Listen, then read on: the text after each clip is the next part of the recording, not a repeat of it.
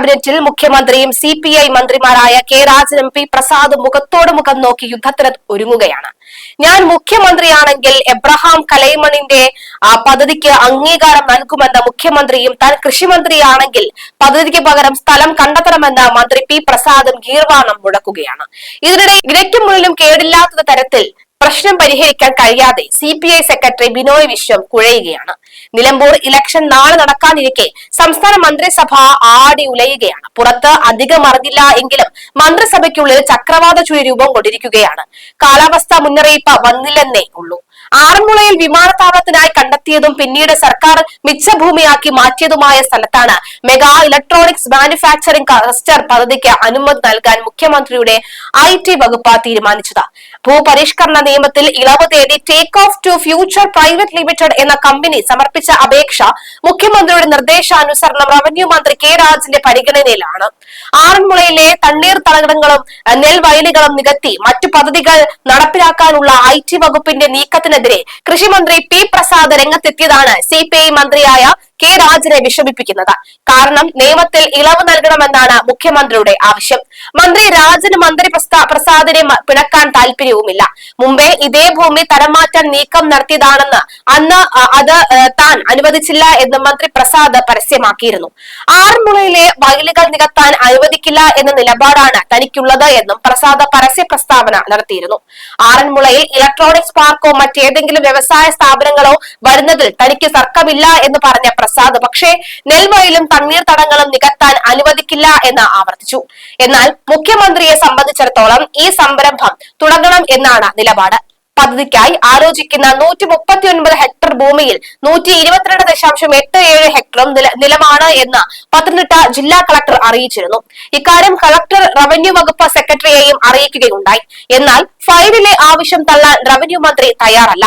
ആറന്മുള വിമാനത്താവള പദ്ധതിക്കായി രൂപീകരിച്ച KGS group Aranmula airport company എന്ന പേര് മാറ്റിയാണ് പുതിയ ആരംഭത്തിന് തുടക്കം കുറിച്ചിരിക്കുന്നത്. ഇക്കാര്യവും ജില്ലാ കളക്ടർ അറിയിച്ചിട്ടുണ്ട്.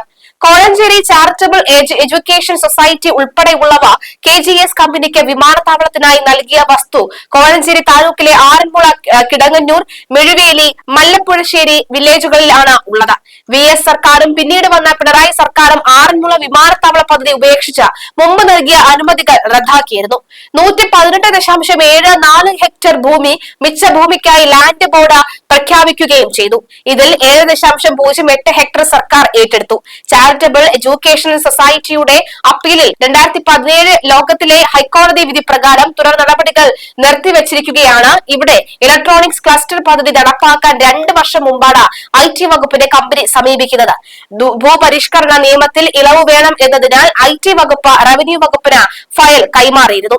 65 ഹെക്ടറിൽ പുഞ്ചകൃഷി നടക്കുന്നുണ്ട് എന്ന കൃഷി ഡെപ്യൂട്ടി ഡയറക്ടർ റിപ്പോർട്ട് നൽകുകയും ചെയ്തു. തണ്ണീർത്തടങ്ങൾ നികത്താൽ വെള്ളപ്പൊക്കത്തിന് സാധ്യതയുണ്ടെന്നാണ് കൃഷി വകുപ്പ് നിർദ്ദേശം നൽകിയിട്ടുള്ളത്. ഇളവിനായി അപേക്ഷിച്ച ഭൂമിയുടെ 90% നിലമാണ്. ഇത് പരിവർത്തനം ചെയ്യണമെങ്കിൽ കേരള തണ്ണീർത്തട സംരക്ഷണ നിയമം അനുസരിച്ച് പ്രാദേശിക സമിതിയുടെ ശുപാർശ ആവശ്യമാണ്. ഇത്തരം പ്രതിസന്ധികൾ കണക്കിലെടുത്തുകൊണ്ടുള്ള പദ്ധതി മതിയെന്നാണ് പത്തനംതിട്ട ജില്ലാ കളക്ടർ അറിയിച്ചിരിക്കുന്നത്. വിമാനത്താവളം പോലെ പാടം നികത്തേണ്ട ആവശ്യമില്ല എന്നാണ് കമ്പനിയുടെ വാദം. 1 ഏക്കർ സ്ഥലത്ത് 10 കോടിയുടെ നിക്ഷേപവും 2000 തൊഴിലും ഉറപ്പാകും. 5000 കോടി ഉടൻ നിക്ഷേപിക്കാം എന്നാണ് കമ്പനി പറയുന്നത്. ഇതിനിടെ CPM പത്തനംതിട്ട ജില്ലാ സെക്രട്ടറി രാജു എബ്രഹാം പുതിയ നീക്കത്തിനെതിരെ രംഗത്ത് വന്നു. പദ്ധതി നല്ലതാണ് എങ്കിലും തണ്ണീർത്തടം നികത്താനാവില്ല എന്നാണ് അദ്ദേഹത്തിന്റെ നിലപാട്. മുഖ്യമന്ത്രിയാണ് പണ്ട് ആറന്മുള പാടശേഖരത്തിൽ വിത്ത് ഇറക്കിയത്.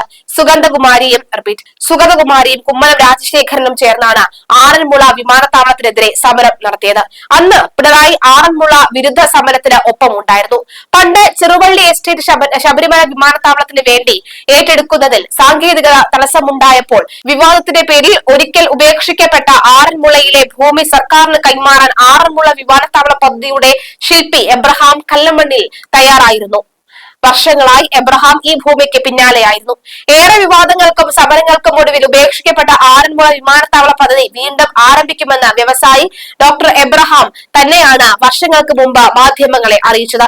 ഇതിന് മൗണ്ട് സിയോ ഗ്രൂപ്പാണ് നേതൃത്വം നൽകുന്നതെന്നും അദ്ദേഹം അന്ന് പറഞ്ഞിരുന്നു. 500 ഏക്കർ സ്ഥലത്ത് എയർ ടാക്സി സർവീസ് ഉൾപ്പെടെ ഉള്ള സംവിധാനങ്ങളാണ് ഒരുക്കുക എന്നും അദ്ദേഹം അറിയിച്ചിരുന്നു. നേരത്തെ NOC ലഭിച്ച 500 ഏക്കർ ഭൂമിയിൽ പ്രവർത്തനം തുടങ്ങാൻ കേന്ദ്ര സംസ്ഥാന സർക്കാരുകളെ ഉടൻ സമീപിക്കുമെന്നും അദ്ദേഹം പറഞ്ഞിരുന്നു. BJPക്ക് ആറന്മുളയ്ക്കെതിരായതിനാൽ കേന്ദ്രം കഴിഞ്ഞില്ല എന്നും പദ്ധതി നടപ്പിലാക്കാനായി ക്യാപ്റ്റൻ രവീന്ദ്ര നായർ, ചന്ദ്രശേഖരക്കുറുപ്പ് എന്നിവരുടെ നേതൃത്വത്തിൽ പദ്ധതി ഏകോപനം തുടങ്ങിയെന്നും അദ്ദേഹം പറഞ്ഞിരുന്നു. പ്രാരംഭ പ്രവർത്തനങ്ങൾക്ക് തുടക്കം കുറിച്ചു. സ്വാഭാവിക വനത്തിന്റെ സ്വഭാവത്തിലുള്ള ചെറുവള്ളി എസ്റ്റേറ്റ് വൻ പരിസ്ഥിതി നാശത്തിന് ഇടയാക്കുമെന്നും മികച്ച അനുയോജ്യമായ സ്ഥലം ആറന്മുളയാണ് എന്നും അദ്ദേഹം പറഞ്ഞു. നിലവിൽ ചെറുവള്ളി എസ്റ്റേറ്റിൽ വിമാനത്താവള പദ്ധതി സർക്കാർ പ്രഖ്യാപിച്ചേക്കുമെന്നും NOC ലഭിച്ച ഭൂമി അടക്കം വ്യവസായ വിമാനത്താവളത്തിനായി രംഗത്തിറങ്ങുന്നത് ചർച്ചയാവുകയും ചെയ്തു. NOC ലഭിച്ച ഭൂമി തൊട്ടടുത്തുള്ളപ്പോൾ പുതിയ ഭൂമി കണ്ടെത്തുന്നത് സാമ്പത്തിക താൽപര്യങ്ങൾക്ക് കാരണമാകുമെന്നും അണിയറയിൽ ചർച്ച നടന്നു. CPM ബിഷപ്പ് യോഹന്നാനും തമ്മിലുള്ള ഒത്തുകളിയാണ് ചെറുവള്ളി എസ്റ്റേറ്റ് ഏറ്റെടുക്കലെന്നാണ് ആരോപണം ഉയർന്നിട്ടുള്ളത്.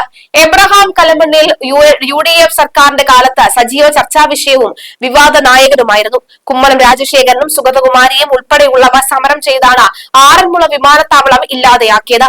VS അച്യുതാനന്ദനും ആറന്മുളയ്ക്കെതിരെ രംഗത്തെത്തിയിരുന്നു. എബ്രഹാമിന് നിരവധി കോൺഗ്രസ് നേതാക്കളുമായി ബന്ധമുണ്ടായിരുന്നു. ഇതിൽ പ്രധാനം കോൺഗ്രസിലെ ഡൽഹി ബന്ധങ്ങളായിരുന്നു. CPM നേതാക്കളുമായും അദ്ദേഹത്തിന് സൗഹൃദമുണ്ട്. അതുപയോഗിച്ച് സ്വന്തം ഭൂമി വിൽക്കാനാണ് വ്യവസായിയുടെ ശ്രമം. ആറന്മുള വീണ്ടും സജീവമാക്കിയാൽ BJP പ്രക്ഷോഭവുമായി രംഗത്തെത്തും. കുമ്മനം കേരളത്തിൽ തന്നെയുണ്ട് എന്ന് എബ്രഹാമിന് നന്നായി അറിയാം. എത്ര കമ്മീഷൻ നൽകിയും ആറന്മുള വിൽക്കാൻ കലമണ്ണിൽ തയ്യാറല്ല. ആറന്മുള ലോകപ്രസിദ്ധമായ പുണ്യഭൂമിയും പുരാതന ക്ഷേത്ര ഗ്രാമവുമാണ്. ആറന്മുള ശ്രീ പാർത്ഥസാരഥി ക്ഷേത്രവും ആറന്മുള കണ്ണാടിയും പള്ളിയോടങ്ങളും ഇതര സാംസ്കാരിക കേന്ദ്രങ്ങളും ഈ പുണ്യഭൂമിയുടെ സ്വന്തമാണ്. 2007 കേന്ദ്ര സർക്കാരും UNDPയും ചേർന്ന പൈതൃക ഗ്രാമമായി ആറന്മുളയെ പ്രഖ്യാപിക്കുകയുണ്ടായി. 64 പുരാതന ക്ഷേത്ര ഗ്രാമങ്ങളിൽ ശുഗപുരവും പന്നിയൂരും കഴിഞ്ഞാൽ ഏറ്റവും പ്രസിദ്ധമുള്ളത് ആറന്മുള ഗ്രാമമാണ്. ഇവിടെയാണ് വയലുകളും കുടിവെള്ള സ്രോതസ്സുകളും തണ്ണീർത്തടങ്ങളും ശുദ്ധവായുവും മനുഷ്യത്വവും എല്ലാം നശിപ്പിച്ച് അനിയന്ത്രിത ലാഭവും അധികാരവും ഉറപ്പാക്കുന്ന തരത്തിലുള്ള വിമാനത്താവളം കെട്ടിപ്പടുത്താൻ ശ്രമം നടക്കുന്നത്. പണത്തിന് മേലെ പരുന്തും പറക്കില്ല എന്ന ചൊല്ല് അനർത്ഥമാക്കുന്നതാണ് ആറന്മുള വിമാനത്താവളവുമായി ബന്ധപ്പെട്ട നിയമ ലംഘനങ്ങൾ. പമ്പയാറിന്റെ ജലസ്രോതസ്സാണ് ആറന്മുള നീർത്തടവും നെൽവയലും നീർച്ചാലും. ഇത് ഇല്ലായ്മ ചെയ്ത് ഇവിടെ ഒരു വിമാനത്താവളവും വാണിജ്യ നഗരവും നിർമ്മിക്കാനുള്ള നീക്കങ്ങൾ സമൂഹം ചർച്ച ചെയ്തത് ആവശ്യമില്ല എന്ന രേഖപ്പെടുത്തലാണ്. എന്നിട്ടും സമ്പത്തും ഭരണസ്വാധീനവും ഉപയോഗിച്ച ജനങ്ങളെ ഒന്നാകെ വെല്ലുവിളിക്കുന്ന കാഴ്ചയാണ് നിലവിലുള്ളത്. ഇവിടത്തെ ആറുകളും തോടുകളും പുനരുജ്ജീവിപ്പിക്കുകയും പരിരക്ഷിക്കുകയും ചെയ്യുന്ന പദ്ധതിയാണ് തങ്ങൾക്ക് വേണ്ടത് എന്നാണ് ആറന്മുള നിവാസികളുടെ കൂട്ടായ അഭിപ്രായം. ഗ്രാമഭംഗി നിലനിർത്തുന്ന കാവുകളും കുളങ്ങളും സംരക്ഷിക്കപ്പെടണം. നികത്തപ്പെട്ട വലിയ തോട് പൂർവ്വസ്ഥിതിയിലാക്കപ്പെടണം. അല്ലാതെ വിമാനത്താവളവും മാളുകളും റിസോർട്ടുകളും അല്ല തങ്ങൾക്ക് വേണ്ടത് എന്ന ദൃഢതയുള്ള വാക്കുകളാണ് ഇവിടത്തുകാരിൽ നിന്നും ഉയരുന്നത്. അതുകൊണ്ട് തന്നെ കക്ഷി രാഷ്ട്രീയം മറന്ന ഐക്യത്തിന്റെ പൊൻതൂവൽ ഉയർത്തിയുള്ള പ്രക്ഷോഭമാണ് ഇവിടെ നടന്നുവരുന്നത്.